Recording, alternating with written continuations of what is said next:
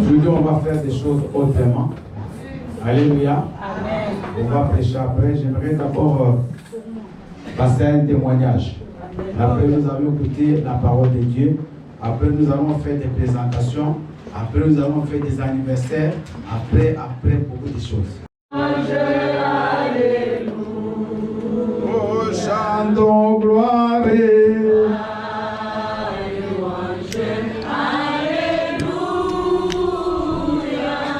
Que tout soit bougé.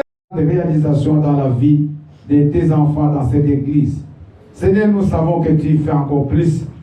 Bénis ce message, manifeste-toi, ô Dieu. Nous sommes venus pour écouter ta parole. Nous voulons sortir en Seigneur béni. Nous voulons sortir en Seigneur visité par toi.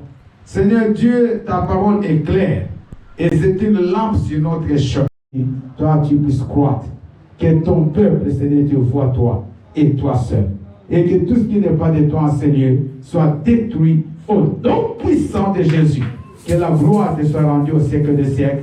Dans le nom puissant et précieux de Jésus, qui est notre Seigneur et Sauveur, tous nous disons Amen. Amen. Alléluia. Acclamons le Seigneur. Nous allons nous asseoir. Aujourd'hui, nous allons toujours faire autrement. Aujourd'hui, nous allons tous lire la parole de Dieu. Amen. Tous on est des lecteurs ce matin. Amen. Parce que quand tu lis déjà, c'est comme si tu écoutes la parole deux fois. Rose, que Dieu te bénisse. Je t'ai vu. Alléluia. Donc quand tu lis la parole, tu l'écoutes aussi toi-même, deux fois. Alors, nous allons prendre tous nos Bibles. Le thème d'abord de ce message, le thème, on va l'afficher.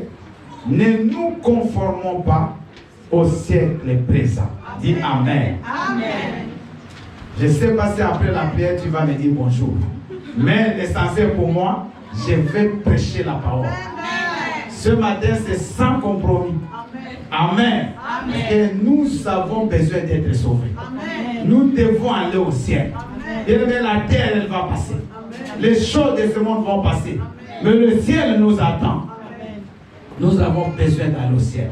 Amen. Le monde est entré dans la distraction totale. Les églises ont suivi le monde dans cette distraction. Mais il faut qu'on fasse une ligne de démarcation ce matin. Que chacun choisisse son camp aujourd'hui. Parce que Josué avait dit, si vous ne trouvez pas bien de servir le Seigneur, mais moi et ma maison, nous servirons le Seigneur. Aujourd'hui, tu vas choisir. Ne nous conformons pas au siècle présent. Nous allons tous prendre la Bible. Nos Bibles. Romains 12, 1 à 2. Nous allons ouvrir. Je vais être patient. Et nous lirons tous ensemble. Romains 12. Et là, on va même voir ceux qui vraiment ont l'habitude de lire la Bible. Ou parce que si tu ne lis pas, ou tu vas vraiment souffrir pour trouver les références. Romains, c'est après quoi? Après? Très bien. Vous y êtes? Nous allons lire à 3, 1 jusqu'à 2, le verset 1 à 2. 1, 2, 3. Je vous exhorte donc, frères, par les compassions de Dieu, à offrir vos corps comme un sacrifice vivant, saint, agréable à Dieu, ce qui sera de votre part un culte raisonnable. Le verset 2. Ne vous conformez pas au siècle présent, mais soyez transformés par le renouvellement de l'intelligence, afin que vous discerniez quelle est la volonté de Dieu, ce qui est bon, agréable et parfait. Acclame la parole du Seigneur. Nous rentrons, nous allons l'écrire. Allons dans Matthieu. Matthieu chapitre 13. Matthieu 13, 24 à 30. Matthieu 13. Matthieu, c'est juste au début du Nouveau Testament. L'Ancien Testament finit par quel livre? Malachie. Alléluia. Nous allons lire Matthieu 13, 24.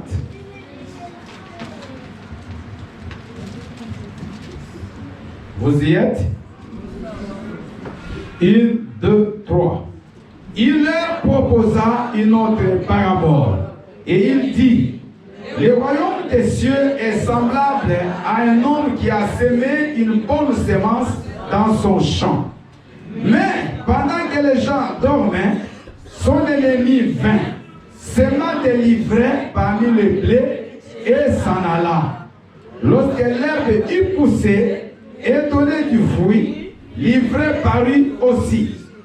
Les serviteurs du maître de la maison vinrent lui dire, Seigneur, n'as-tu pas semé une bonne semence dans ton champ? D'où vient donc qu'il y a de l'ivraie?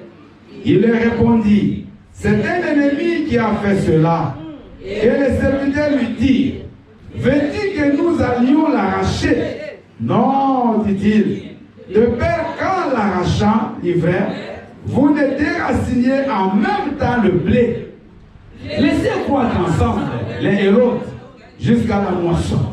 Et à l'époque de la moisson, je dirai au moissonneur, arrachez d'abord l'ivraie et liez-la en gerbe pour la brûler. Mais amassez les blés dans mon grenier. Parole du Seigneur. Acclamons très fort la parole du Seigneur. Nous continuons. Nous allons maintenant dans 1 Corinthiens 3. 1 Corinthiens 3. 1 Corinthiens, c'est après quel livre? Il y a un livre qu'on venait déjà de lire. Très bien. C'est après le livre des Romains. Et qui a écrit les livres des Corinthiens, des Romains, pardon? C'est quel apôtre? Mais il ne faut pas douter. C'est l'apôtre Paul. Amen. Et il a écrit ça en prison à Rome. Il était en prison, il était même lié, il avait des chaînes. Donc ce n'est pas lui qui écrit avec la main. Mais il y avait Luc, il y avait Silas, il y avait d'autres qui étaient à côté, qui écrivaient pour lui. Amen. Mais c'est lui l'auteur intellectuel de ces livres. Alors, 1 Corinthiens 3. Nous allons lire 3 versets. On va d'abord lire le verset 3. Après, nous irons au verset 16 et 17. C'est même au tableau, hein, vous pouvez même lire à partir du tableau. Je vais lire, on va lire 1, 2, 3. En effet, puisqu'il y a parmi vous de la jalousie et des disputes, n'êtes-vous pas charnels et ne marchez-vous pas selon l'homme? 16. Ne savez-vous pas que vous êtes le temple de Dieu et que l'Esprit de Dieu habite en vous? Si quelqu'un détruit le temple de Dieu, Dieu le détruira. Car le temple de Dieu est saint. Et c'est ce que... Non, ne dis pas vous êtes. Et c'est ce que... Non, ne dis pas nous sommes. Et c'est ce que... Je suis. C'est vrai. J'aimerais qu'on reprenne. Le verset 17.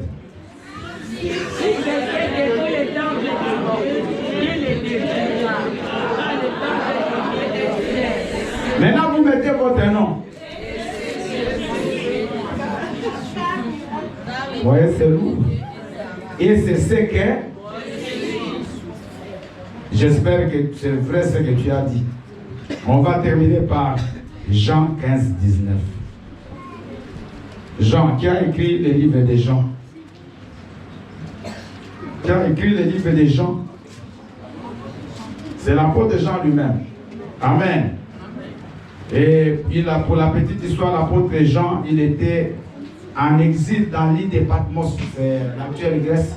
Il était là-bas envoyé comme quelqu'un qu'on a envoyé en banc. C'est-à-dire on a chassé de son territoire et les Romains l'avaient envoyé là-bas. Et c'est lui le seul apôtre qui n'est pas, qu'on n'a pas tué, qui est mort par l'âge, par la vieillesse. Et c'est lui également à qui Dieu a donné la révélation de l'Apocalypse. Alléluia.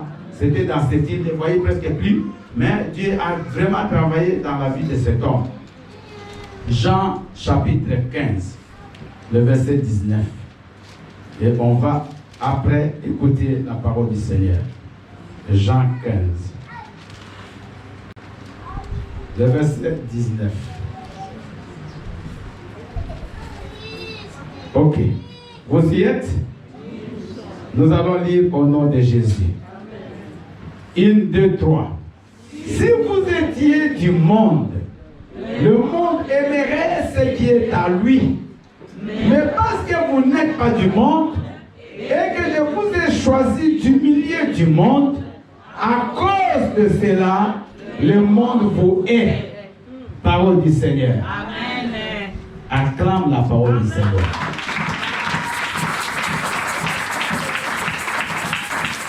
Alléluia. Amen. Bien-aimés, nous devons ce matin être très sérieux avec nous-mêmes et avec Dieu. Nous sommes devant une situation et qui est pratiquement en train de détruire, de gangréner toute l'Église. Aujourd'hui, on a des difficultés pour faire une différence entre les chrétiens et les païens. Et Jésus l'avait déjà dit dans cette parabole de Matthieu chapitre 13, qu'il y a quelqu'un qui est sorti, il a semé du blé. Le blé, c'est une bonne graine. Parce que le blé donne la farine de blé. Avec la farine de blé, on fait du pain, on fait beaucoup d'autres choses. Beaucoup de choses qu'on mange là, c'est fait à partir de la farine. Même les pâtes, beaucoup de choses, c'est à partir de la farine de blé. Et le matin, quand le monsieur arrive, il était surpris. Il trouve qu'à bas le blé que lui a semé, il y a encore des livrets. Des livrets, c'est une mauvaise herbe. Mais l'ivraie ressemble au blé. Je ne voudrais plus que les gens parlent. Suivez-moi s'il vous plaît. L'ivraie ressemble au blé. Maintenant, il se plaignait. Comment? Qui a semé l'ivraie?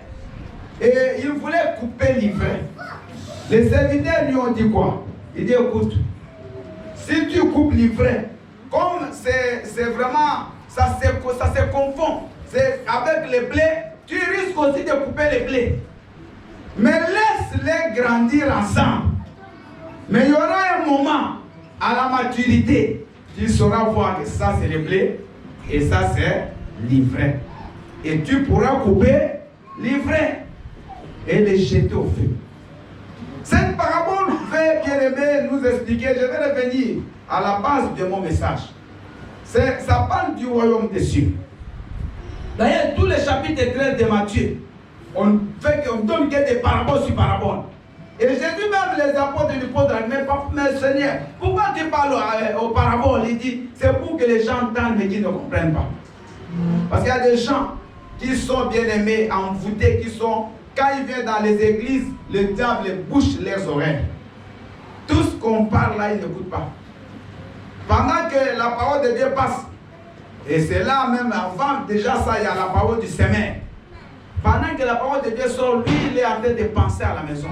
Lui, il est en train de penser à ses dettes. Lui, il est en train de penser à ce qu'il a laissé au frigo. Il est en train de penser comment il va sortir ce soir. Donc, et les gens sont distraits à tel point que la parole de Dieu tombe comme sur du roc, sur de la pierre. Ça ne produit aucun fruit. Et là, bien aimé, Jésus parle du royaume des cieux. Il explique que le royaume des cieux est semblable à cet homme qui a planté le blé.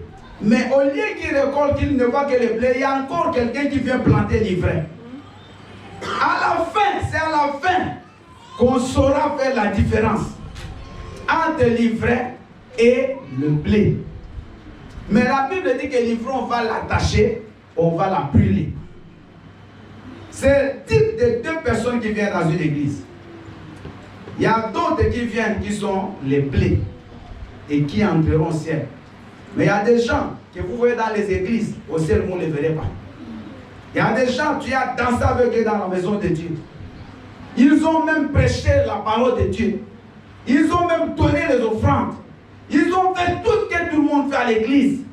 Mais ces gens, vous serez étonnés. Vous ne les verrez jamais au ciel. Ce sont les frères qu'on attachera et qu'on va jeter au feu. Leur place, c'est l'enfer. Ici, on ne dit pas que ces gens ne venaient pas à l'église. Alléluia. Ils venaient et on les a laissés pousser ensemble. Donc, ils ont la l'apparence aussi des chrétiens. Ils ont l'apparence des enfants de Dieu, mais ils ne sont jamais les enfants de Dieu. Leur père, c'est le diable. Mais ils sont dans les églises. Eux aussi, ils ont leur mission. Les envoyés des ténèbres. Ils sont là pour détruire l'église. Pour détruire ceux qui veulent aller au ciel. Avec des mauvais conseils, des mauvaises fréquentations, des mauvaises pratiques. Ils viennent pour séduire les autres. Elles ne se convertissent pas. Mais ils seront grandis à l'église. Ils peuvent aussi grandir comme un pasteur. Ils peuvent aussi faire un grand travail.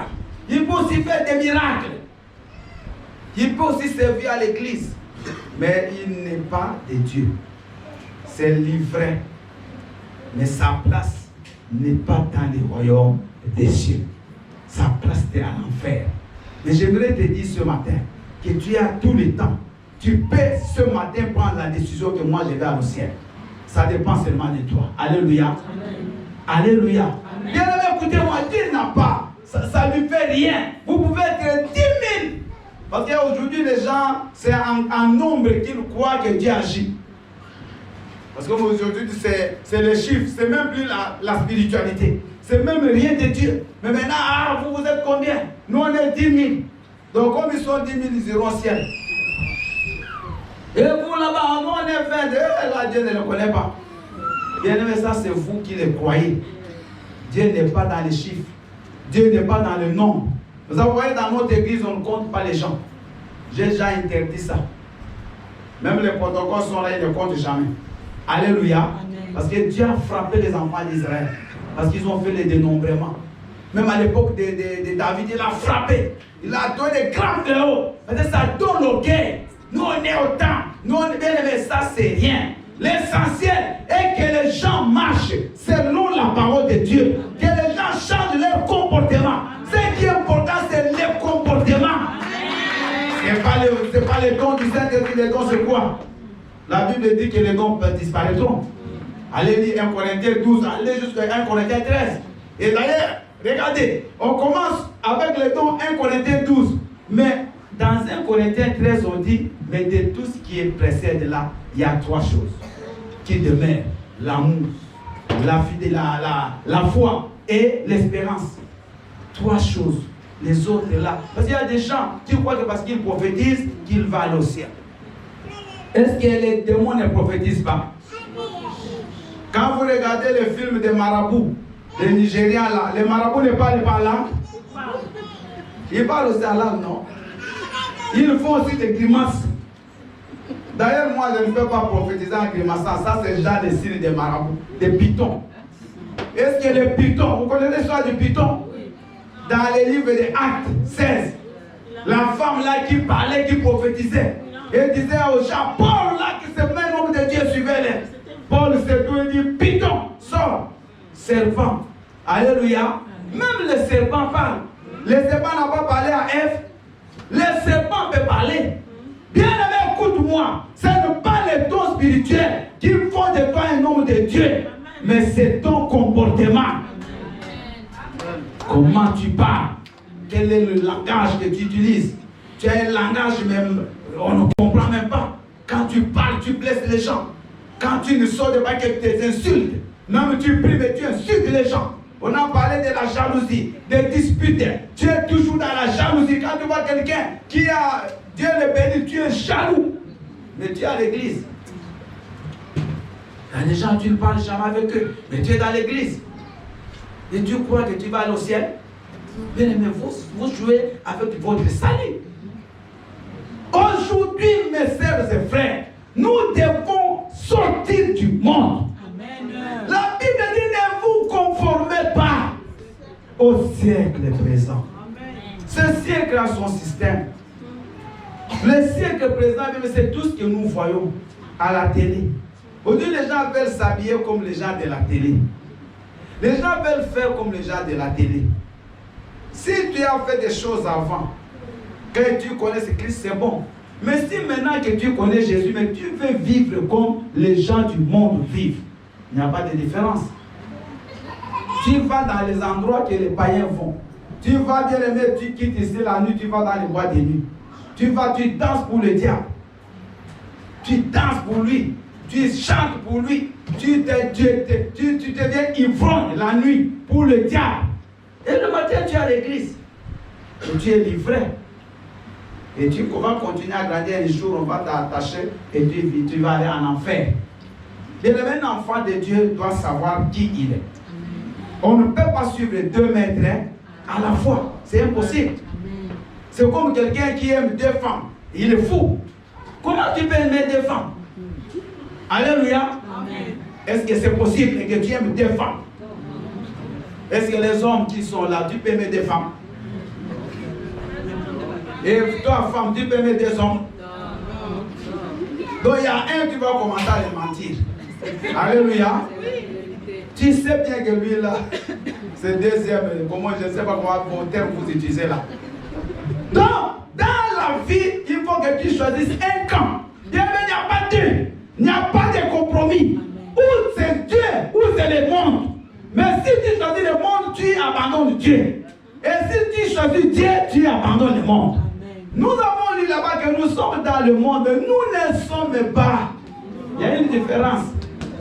Monde physique, nous sommes. Alléluia. C'est-à-dire que nous n'allons pas fuir. Nous n'allons pas vivre dans notre planète à nous. Mais notre vie doit être différente de la vie des autres personnes qui ne connaissent pas Dieu. Amen. Amen. Ma soeur, mon frère, que te sert-il de perdre ton salut à cause des miettes, à cause des choses de ce monde qui ne nourrissent pas, qui ne donnent rien? La Bible dit, ne savez-vous pas que vous êtes le temple du Saint-Esprit? Vous savez, Dieu habite dans notre corps. Et c'est très profond ce que je vous dis maintenant. On voudrait construire le temple à Dieu, à David. Dieu d'abord va dire, lui n'habite pas dans des maisons faites par les mains des hommes. La maison dans laquelle Dieu habite, c'est ton corps. Amen. Que chacun se regarde. Regarde-toi. Dis, mon corps. Tape la poitrine. Tu es le temple du Seigneur. Dieu habite dans mon corps. Il habite dans moi. Bien, maintenant, regardez-moi. Est-ce que vous savez que vous portez le Tout-Puissant? Vous portez le Roi des Rois. Amen. Vous portez le Seigneur des Seigneurs. Amen. Comment vous pouvez prendre ce corps dans lequel Dieu lui-même veut habiter et vous faites de ce même corps le temple des démons? Vous abîmez le corps de Dieu. Vous détruisez le corps que Dieu a fait pour que lui-même vienne habiter. Dieu n'a pas dit qu'il va habiter dans le corps des animaux, mais dans ton corps. Alléluia. Amen. Dans ton corps, dans mon corps, Dieu habite. Ce n'est pas moi qui écris. C'est Dieu. Il dit, il habite dans notre corps. Et la Bible dit, c'est lui qui détruira. C'est lui qui détruira le temple de Dieu. Dieu fera quoi? Dieu fera quoi? Bien aimé, faisons attention. Ton corps n'est pas devenu une marchandise. N'est pas devenu quelque chose avec laquelle tu dois jouer. Il ne faut pas prendre le corps que Dieu t'a donné. Tu fais ce que tu veux. Ton corps, c'est le temple de Dieu. C'est-à-dire, Dieu habite dans toi. Donc, comme moi je suis ici, Dieu habite dans moi. Donc, dans la Bible dit dans 1 Corinthiens 4, que nous portons dans notre corps, comme dans notre corps, qui est un vase, un grand trésor. Un grand trésor. Tu portes un trésor, maman. Amen. Tu dois être fier. Amen. Quand tu passes partout, de savoir que tu marches avec Dieu. C'est-à-dire que si Dieu veut aller au marché, il va aller avec toi. Donc quand toi, tu vas au marché, tu vas avec qui? Non, on parle. Je ne suis pas quand même méchant. Quand tu vas au marché, tu vas avec qui? Dieu. Quand tu vas à l'école, tu vas avec qui? Dieu. Quand tu vends, tu vas avec qui? Dieu. Et quand tu travailles avec qui? Dieu. Donc c'est indissociable. Tu ne peux pas être. Donc tu fais autre chose. Toi seul et Dieu, tu les mets d'abord de côté.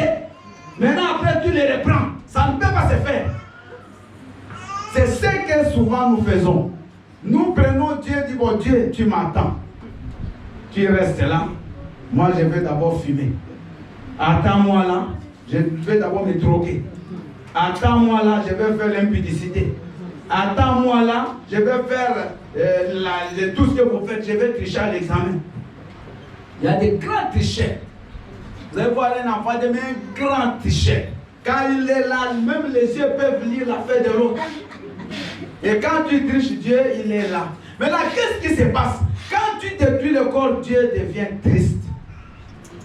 Alléluia. Amen. Quand tu te comportes mal, Dieu devient triste. Tu attristes le Saint-Esprit. Tu attristes Dieu. Et regardez Anania et Saphira.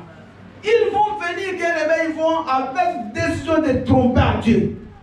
Ils vont garder leur argent, une partie. Mais vous savez ce qui est arrivé? Dès qu'ils arrivent devant Pierre, ils commencent à mentir. Pierre dit, c'est pas moi. Mais vous trompez à qui? Au Saint-Esprit. Alléluia. Amen. Et il est mort sur place à Ananias. Parce qu'il a menti au Saint-Esprit. Combien de fois vous détruisez le corps de Dieu? Vous prenez le corps de Dieu, vous commencez à le tatouer. Si tu as déjà fait des tatouages avant, pas de souci. Mais si maintenant que tu, à partir d'aujourd'hui, tu écoutes cette parole, elle ne fait plus. Ce corps ici, il est précieux. Amen. Tu ne peux pas faire ce que tu veux avec ton corps. Amen. Alléluia. Amen. Est-ce que vous me suivez? Amen. Tu ne peux pas commencer à les trouver partout. Tu trouves ici, tu trouves là, tu trouves ici, tu trouves dans la bouche, tu trouves partout. Maman, c'est quoi? Qu'est-ce qui te prend? Un frère. Alléluia. Amen, papa.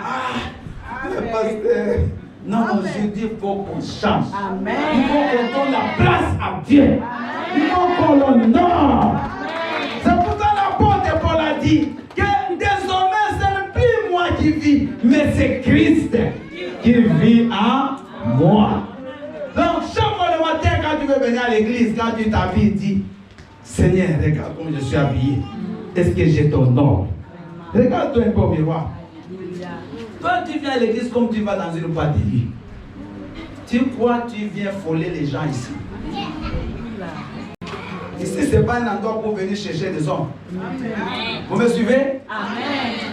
Toi aussi, papa ou frère, ce n'est pas ici. Il faut venir pour draguer le cerf. Si Dieu veut te bénir, il va le faire. Amen. Mais ne venez pas, tu mets ton corps d'abord. Et dis, moi je vais avec mon corps, vous allez voir. Maman, tu es en train de détruire le temple du Saint-Esprit. Habillez-vous bien. Qu'est-ce qui vous prend? Qu'est-ce qui vous prend? La Bible dit, ne vous conformez pas au siècle présent. Aux gens, aujourd'hui les gens ne veulent plus s'habiller. Allez dans la rue. Vous savez, là on est en hiver, il faut repentance sur repentance. L'été, excusez-moi, tous les jours quand tu rentres, le Seigneur est pitié de moi. Parce que même tes yeux ne seront qu'en plein de péché tous les jours. Mais c'est vrai. Les gens n'ont même plus envie de s'habiller. Alléluia. Amen. Mais moi-même, s'il fait chaud, je suis tout en manche longue. Tous les temps à l'école, les enfants me disent, là. Mais toi, tu n'as pas chaud. Je leur dis, j'ai chaud. Mais je ne peux pas aller plus loin. Alléluia. Amen. J'ai chaud. Mais je sais que mon corps est le temple du Saint-Esprit. Je ne vous dis pas de mettre des manches longues comme moi. Mais habillez-vous décemment. Habillez-vous bien. Maman, pourquoi tu t'habilles, tu laisses tes formes? Et toi-même, tu vas chez le couturier. Tu lui dis, fais comme ça. Lui va même faire le bain ample. Non, pas diminue encore. Parce que le diable est là qui est en toi. Il veut te dire, les jours où tu iras à l'église, tous les hommes vont te regarder. Fille du diable. Sache que quand tu fais des choses comme ça, ta fin c'est l'enfer. Amen. Ah oui. Ta fin c'est... Surtout si tu crois que moi, pasteur, tu vas me tenter, là oublie. Parce que moi, c'est une tante amable. Alléluia. Moi, je suis déjà fini. J'ai déjà ma femme, vous pouvez pas. Alléluia. Amen. Ah non. Bien aimé, vous savez, des fois, ça fait honte. Moi, je suis ton pasteur. Maintenant, prenons que je parle avec un autre ami pasteur, toi, tu viens comme ça. Il va dire, dans cette église-là, on ne prêche pas les gens. Pourtant, on prêche. Mais c'est ce que les gens disent, non? Là-bas, on laisse. Est-ce que quand vous vous habillez, vous me voyez dans vos maisons? Non. Mais vous avez le Saint-Esprit. C'est lui qui vous voit. Bien-aimés, changeons. Pour les hommes qui sont ici, ne laissez pas vos femmes s'habiller comme des femmes qui ne sont pas mariées. Il faut que les choses, bien-aimés, soient carrées. Vous savez, bien-aimés, la vie, il faut faire violence. Parce que c'est deux choses. Ou c'est l'enfer, ou c'est le ciel. Alors, si toi tu laisses, tu risques un jour de te retrouver sur le ciel. Même si là, il n'y a pas de mariage. Mais tu verras ta femme. Il ne faut pas oublier qu'au ciel, on se reconnaîtra. Quand on sera au ciel, je verrai que ça, c'est Naomi. Mais oui. Mais la Bible dit que Dieu ne va pas changer notre intelligence. Donc, on sera là. On va changer de corps, mais on ne va pas changer l'esprit. On sera là, on va se voir. Je verrai que c'est mon épouse, mais elle sera plus ma femme. Alléluia. Parce que le corps qu'on aura là, ce n'est pas le corps qui s'est marié. Bien aimé, le monde nous trompe. Le monde veut nous envoyer en enfer. Le monde vous montre tout le temps des choses, des modèles sur modèles. On vous montre que non, c'est comme ça, il faut s'habiller. Toi, tu es jeune. Comment tu t'habilles comme les vieilles? Non. Non, non, non. Quand tu te maquilles, maquille-toi bien. Il ne faut pas faire des extravagances. Tu prends les cils, ça touche même les plafonds. Alléluia. Amen. Vous savez, souvent, vous faites bien les choses. Mais ce que vous ajoutez après là, la petite dernière touche, c'est là où le diable est hâte. Lui, il est dans les petits détails. Tu t'étais bien maquillé, mais non, ça ne suffit pas. Tu vas prendre maintenant un jaune là, tu ajoutes. Mais pourquoi tu mets un beau jaune? Alléluia. Tu vas mettre des ongles. Tu ne peux même toi-même, tu ne peux même pas écrire. Alléluia. Même pour taper l'ordinateur, au lieu de taper là, toi tu tapes là. Pourquoi tu devais souffrir, maman? Alléluia. Pourquoi tu te fais? Qui t'a dit que les ongles, ça rend la femme belle? Même si tu ne mets pas les ongles, si l'homme veut t'aimer, il va t'aimer. Alléluia. Maman, vous savez, vous compliquez l'existence. Mais si tu veux mettre devant tes ongles, mets à la mesure. Mais pourquoi jusque-là? Moi des fois, ça me fait peur. C'est comme des dragons, c'est comme des sirènes.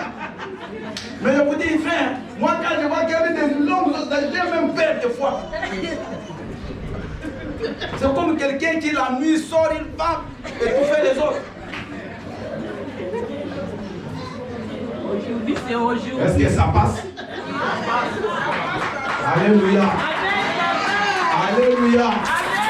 Si je ne vous le dis pas, qui vous le dira? Alléluia. Au lieu de mettre des rouges à lèvres, toi tu mets, je ne sais pas, c'est noir à lèvres ou c'est jaune à lèvres. Mais bien des choses. Alléluia. Mais bien les choses. Bien aimé, écoutez, vous ne devenez même pas des stars avec ça. Même les stars, bien aimés, et ils font parce qu'ils ont un maître. Ils doivent honorer leur contrat. Mais toi, tu as ton maître qui s'appelle le Saint-Esprit. Alléluia. Les enfants sont détruits. Ils commencent déjà. Parce qu'ils regardent YouTube. Ils regardent des stars. Comment elles sortent. Comment elles s'habillent. Comment elles se maquillent. Et tout le monde fait comme la star. Maman, jamais vous suivez Jésus. Jamais vous prenez le Saint-Esprit comme modèle. L'apôtre Paul dit, imitez Jésus et imitez-moi. Vous pouvez aussi m'imiter, moi, votre pasteur. Alléluia. Amen. Alléluia. Amen. Imitez. Les mamans, imitez votre maman. Bien aimé, il ne faut pas aller croire que ce que vous faites, ça va vous donner de la valeur. Ça vous diminue. Donnez-vous du respect. Donnez-vous du respect. J'insiste. Quand tu sors, habille-toi bien. Quand tu viens dans la maison de Dieu, habille-toi bien. Tu ne viens pas ici pour faire du star, mais tu viens pour adorer ton Père. pour louer ton Père. Regardez David, un roi bien-aimé. David, ce n'est pas n'importe quel roi. C'est le plus grand roi qu'Israël n'a jamais eu. David, un roi guerrier, un roi puissant, un roi musicien, un roi qui craignait Dieu, un roi avec qui Dieu parlait. Donc il avait toutes les qualités. C'est pour ça que David, il est type de Christ. Les théologiens le comparent. Donc c'est comme l'ombre de Jésus. On pouvait voir les qualités qui étaient en Christ chez David. Alléluia. Et David danse devant l'arche de l'Éternel. Il fait des chutes. Il roule par terre. La femme, sa femme dit, oh, mais comment toi, un roi, tu peux danser devant l'arche? Il dit, écoute, tu ne connais pas ce que tu dis. Parce que si tu savais d'où Dieu m'a pris, il a fait de moi roi d'Israël. Tu n'allais pas dire ça. Et Dieu a frappé cette femme. Elle a dit, comme tu t'es moqué de mon serviteur, tu deviens stérile toute ta vie. Et elle n'a pas eu d'enfant, la fille de Saoul. Alléluia. Alléluia. Amen. David connaissait Dieu. Il savait que si je suis devant Dieu, je dois faire ce que je peux. Mais avec ordre, avec honneur, avec humilité. Maman, venons dans la maison de Dieu. Humilions-nous. Le filet, il est tendu. La Bible dit, le roi de Dieu est comme quelqu'un qui lance un filet dans l'eau. Et quand il sort le filet ne sort pas seulement avec le poisson. Il peut aussi sortir avec quoi? Des feuilles mortes, des bois, avec beaucoup de déchets. Et qu'est-ce qu'on fait avec les restes des déchets?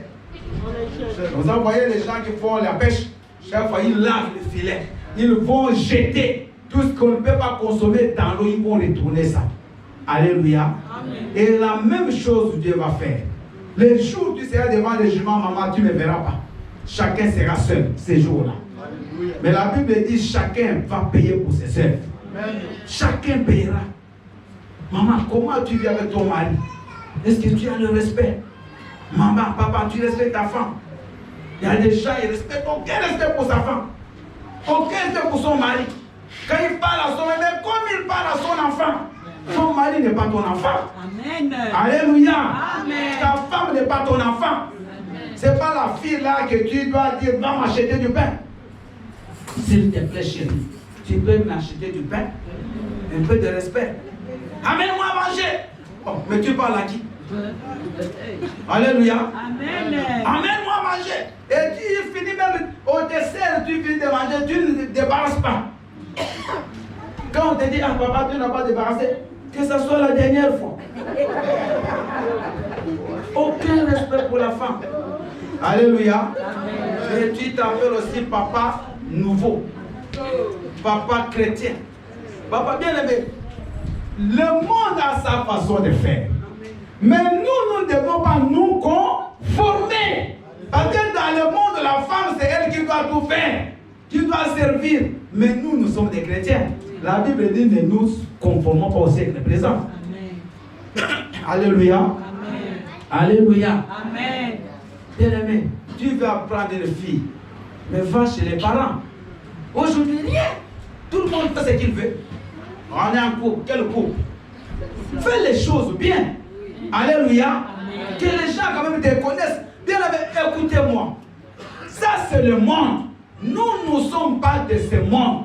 Nous sommes des dieux. Nous avons aussi nos principes. Amen. Autant qu'on se moque de toi, mais que tu fasses les choses bien. Amen. La Bible dit, nous devons faire ce qui est agréable, ce qui est parfait, ce qui est saint. Bien aimé, il y a des chrétiens, ils ne sont chrétiens que dans la maison de Dieu. Mais vraiment, en dehors d'ici, il n'y a pas de différence.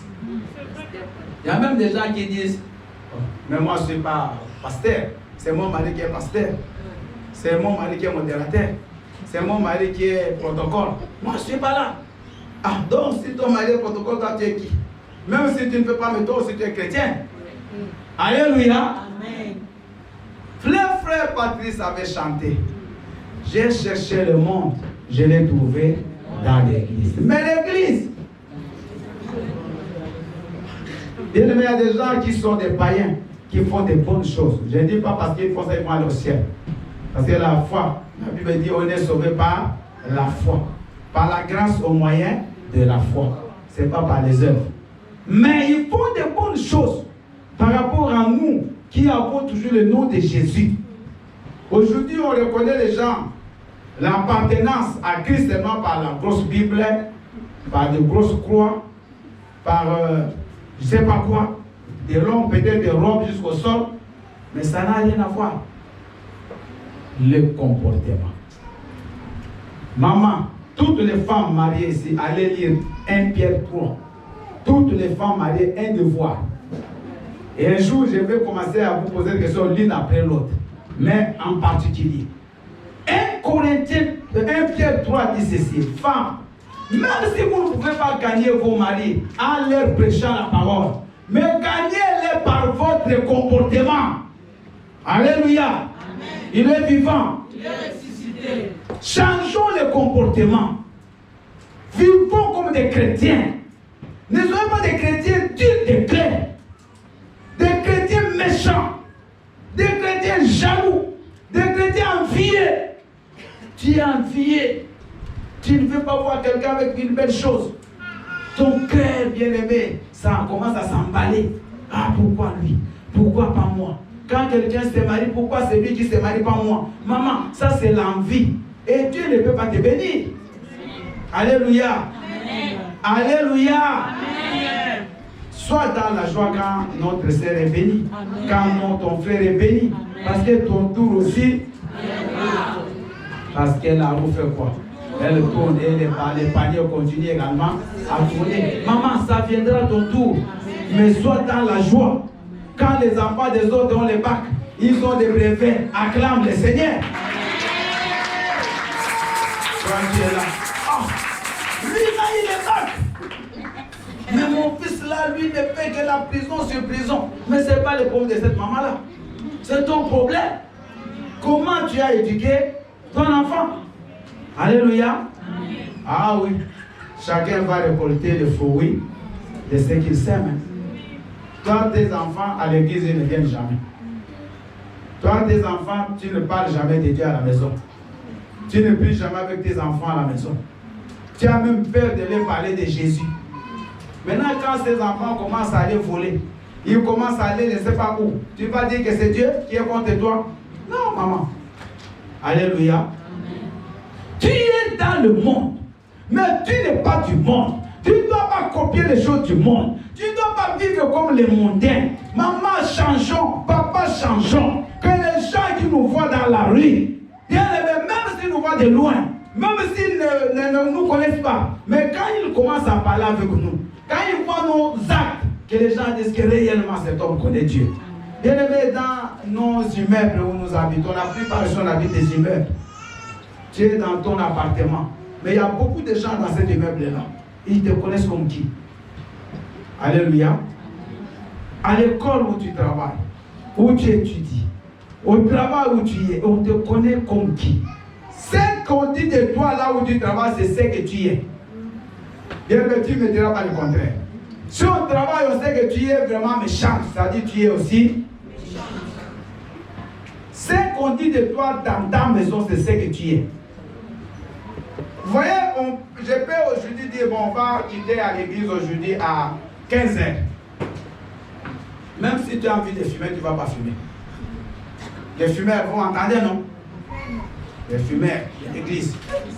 Même si je vous bloque ici, jusqu'à 15h, tu vas mourir avec cette envie de fumer. Mais tu ne vas pas fumer dans la maison de Dieu. Mais cela ne signifie pas que tu n'es pas fumeur. N'est-ce pas? Parce que quand tu vas sortir, tu vas faire quoi? Quand tu es ici, on ne peut pas te connaître. Donc ne venez pas tromper les gens. Quand on chante, c'est toi qui chantes plus que tout le monde. C'est toi qui tapes le même, ça, ce n'est rien. Alléluia. Amen. Mais ce que tu es au quartier, c'est ça qui est ta vraie identité. Amen. La vraie identité, bien aimée, ce n'est pas à l'église qu'on la montre, mais c'est dehors.